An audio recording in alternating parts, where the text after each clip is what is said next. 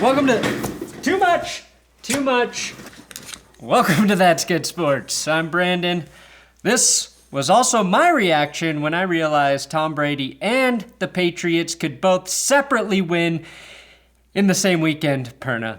What was said here? I'm actually thinking about going on the Kelvin Benjamin nutrition plan, Cam. Can you give me his number? Last week on the best and worst, it was all about those devastating injuries that plagued the league. This week, fortunately, wasn't remotely as bad. The third week of pro football was all about close finishes, 2 massive blown leads, a shootout in Seattle, and the most unsatisfying overtime finish you will ever see. And of course, we've got Big Dick Player Awards to hand out this week, plus Adam from 5 Points Vids YouTube channel will be dropping his green screen mug in today's episode of the best and worst of NFL Week 3 football. Whew, that's good sports.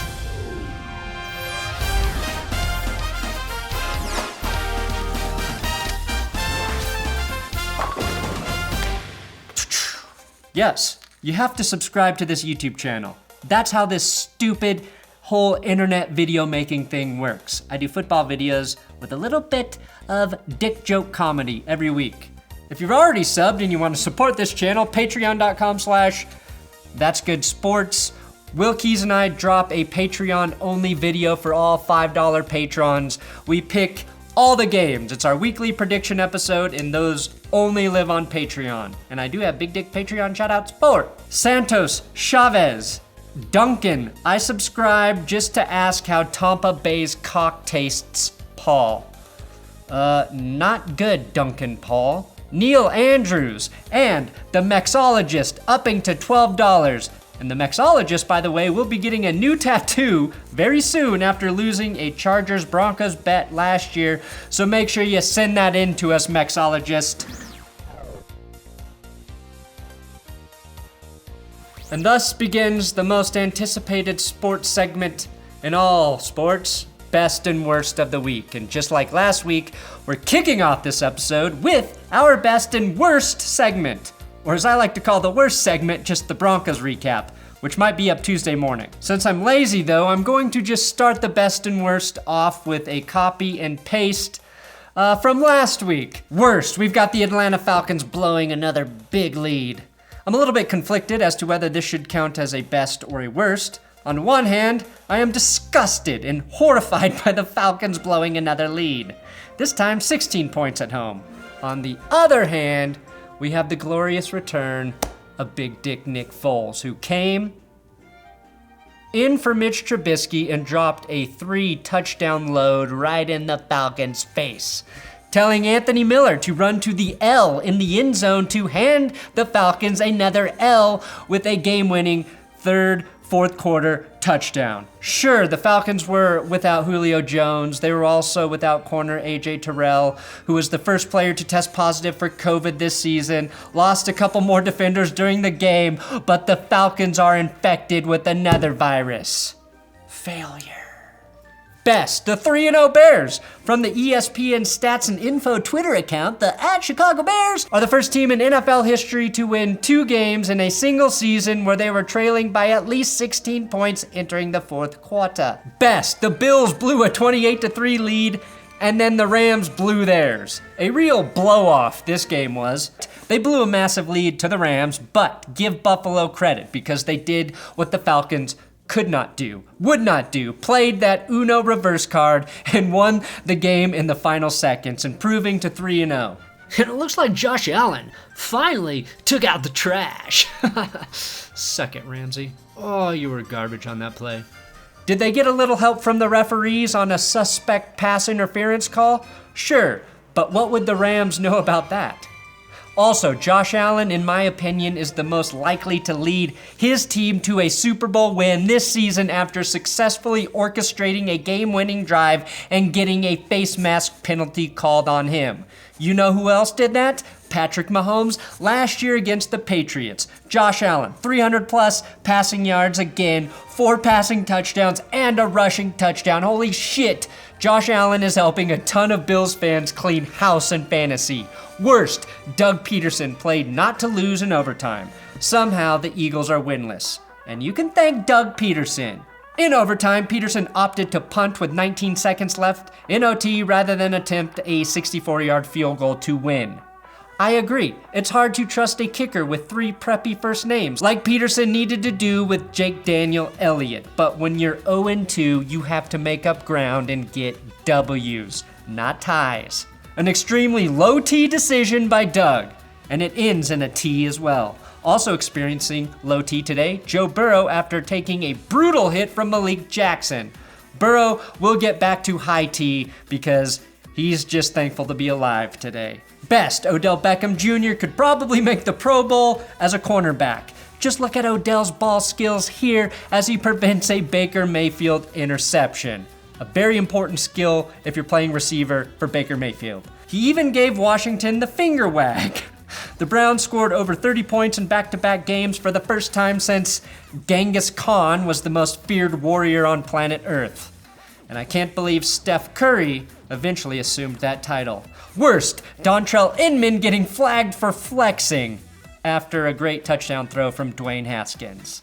Why can't you do this? Dwayne Haskins probably could have used a wide receiver with some DB skills because he threw 3 picks in the Browns win over the football team. Worst, Decaf Metcalf showed up again as he Leon lets down his quarterback. For what feels like the 25th straight game, Russell Wilson found DK Metcalf deep for what looked like a surefire touchdown, only he got a little too comfortable, and in came Jordan Lewis to poke the ball out of his hands and through the back of the end zone for a touchback. However, DK thoroughly redeemed himself at the end of the game when he caught the game-winning score to push Seattle to 3-0. A best and worst combo, Dak Prescott joins Jameis Winston. Anytime you start a football sentence with joins Jameis Winston, be prepared for a worst. But Dak joins Jameis as the only other player in NFL history to throw for 450 yards in back-to-back games. Here's the kicker. Jameis Winston won both of his games. Dak is just 1-1 in his 2 450-yard passing performances. Best, Joe Montana saves his grandchild from being kidnapped. Joe, still oh so cool in retirement. Joe Montana subdued a home invader, this is real, who tried to steal his grandkid. Montana de-escalated the situation while his wife Jennifer pried the baby out of the kidnapper's arms. You can get away with raising Arizona, but there's no raising Montana. The intruder was a woman, making Montana's efforts a little inflated. Just like his career. Boom, roasted. Worst, the Vikings waste 2 huge offensive performances. Justin Jefferson had 170 yards, Dalvin Cook had 180. They both scored a touchdown, and the Vikings still found a way to fucking lose. They were on the wrong side of Stephen Gostkowski's redemption tour, though. He hit 6 field goals, including the game winner from 55 inside of 2 minutes. Gostkowski gets the Gooch Blaster Award. I don't have a graphic for it. Best, the 49ers beat the Giants by 29 despite having about 29 healthy players only. Who had the second most passing yards this week? Nick Mullins, baby. The 49ers had the revenge on MetLife turf by going up and down that field all day long. Yeah, you like getting stepped on, you dirty, dirty, dirty turf? Worst, just when everyone bought stock in the Arizona Cardinals, they went and lost to the Lions. 3 picks by Kyler Murray, including 1 from the 3rd overall pick, Jeff Okudah, who really slayed the coverage there. Actually, pretty cool of Darius Slay to comment on the tweet video here. What should have been an easy win at home turned into a 3-point loss for Arizona. I truly thought that Lions were afraid of cliffs, but I guess Disney lied to me. Just like when they lied about dildos hiding deep in the sea. So much money I wasted on scuba lessons. Best, high wattage! I said wattage! That electrical current that you felt coursing through your veins yesterday, that was the 3-way meeting of the Watts in Pittsburgh. 3-Watt Stadium. Derek, TJ on the Steelers, and JJ on the Texans, who looked like they were ready to get their first win of the season, but Pittsburgh got another 100-yard game from James Conner and improved to 3-0. TJ got a sack. JJ did not. And Derek, I assume did some cool blocks and stuff at fullback. Something his parents will have to pretend to be excited about at family dinner this week.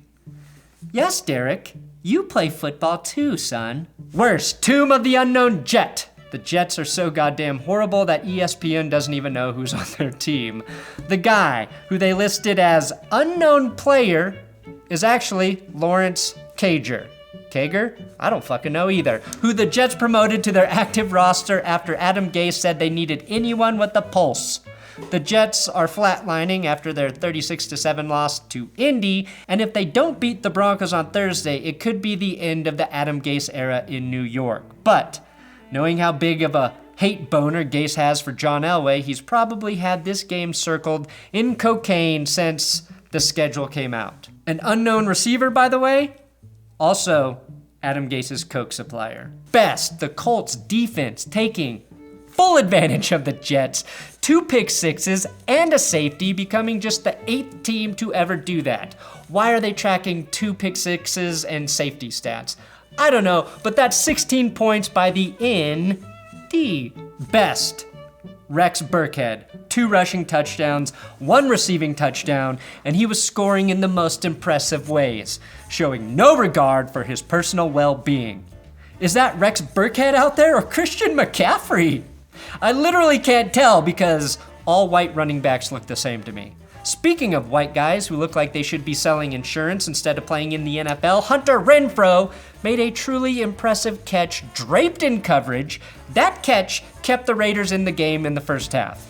And then the Raiders rated themselves of a win by letting Sony Michel run the ball down their throats in the second half, and Derek Carr parked himself safely in his own end zone. Here is Adam from 5 Points Vids with some wonderful isms for 2020 football. 5 Points Vids here, and I'm going to hit you with some new NFL terminology. From now on, blowing a lead will be known as falconing. Reaching on a draft pick, Gettlemanning. Counterfeiting will be known as gasing. Say you try to hand off a fake $100 bill, you will be convicted of gasing. And making a bad trade, of course, will be known as an O'Brien. And I'm sure that's the last time Adam sends me green screen footage of himself. Make sure you check out 5 Points Vids, give Adam a sub, and show him sports YouTuber love. And now, the most prestigious Big Dick Player Award segment. Now, it does feel appropriate to celebrate the Big Dick Player Award segment by giving it to Nick Foles, who made his long, girthily awaited debut for the Bears. Sadly, he did not win the award for Big Dick Quarterback because, and I hate doing this, Russell Wilson gets it again for throwing 5 touchdowns in consecutive weeks. And he would have thrown 6 if DK Metcalf had held onto the ball. Unless that's one of those butterfly effect situations where Seattle wouldn't need that late TD to DK to take back the lead. Wilson has thrown 14 touchdowns through his first 3 weeks, the best first 3 games in NFL history for passing touchdowns. If he keeps on this pace, he'll have 73 touchdown passes by the end of the season. The great part is that his defense looks so bad, he has to keep it up. If he could play the Seahawks defense every week, he probably would throw 73 touchdowns this season. Ironically, these Seahawks look a lot like the 2013 record-setting Broncos, whose offense lost horribly in Super Bowl 48 to those disgusting birds that I would personally drown in the Puget Sound. Wilson's team improves to 3-0, and our big dick ball carrier goes to Dalvin Cook, whose team falls to 0-3. Yep, despite 181 yards and a tutty from Cook, the Vikings couldn't figure it out for the 3rd straight week, and they lose a close one to the undefeated Titans. You know who else is undefeated? The Green Bay Packers, led by 2020 regular season MVP Aaron Rodgers, who threw a touchdown to our big dick receiver, Allen Lazard. Allen Lazard, somebody call Tom Grassi. The Lizard King, who I will now just call Jim Morrison to really confuse you guys, hauled in 6 passes for 146 yards, including a 48-yarder and a 72-yard pass. And finally, big dick defensive player goes to Myles Garrett. Of the 2-1 Cleveland Browns, the first time they've had a winning record in 84 games. Garrett helped them climb above 500 with 2 sacks, a forced fumble, and a fumble recovery in the Browns' win over the football team. On one of those sacks, he just grabbed onto Dwayne Haskins' undershirt and brought him down with one hand. If that were a normal Hanes shirt, it probably would have ripped in half, but Haskins' resistance band of a t-shirt made out of the atomic wedgie material that ruined so many bearded YouTubers' childhood just would not give. Whoever has the most Big Dick Player awards at the end of the year will get 1 free copy of Jelking for Dummies and a That's Good Sports t-shirt to use for cleanup. Thanks for watching another episode of That's Good Sports. The Broncos recap again, probably going to be up Tuesday morning along with some Packers talk and the Monday Night Football recap, whatever the hell happens there. So, subscribe, click some of the videos on the screen if you want to keep watching my shit.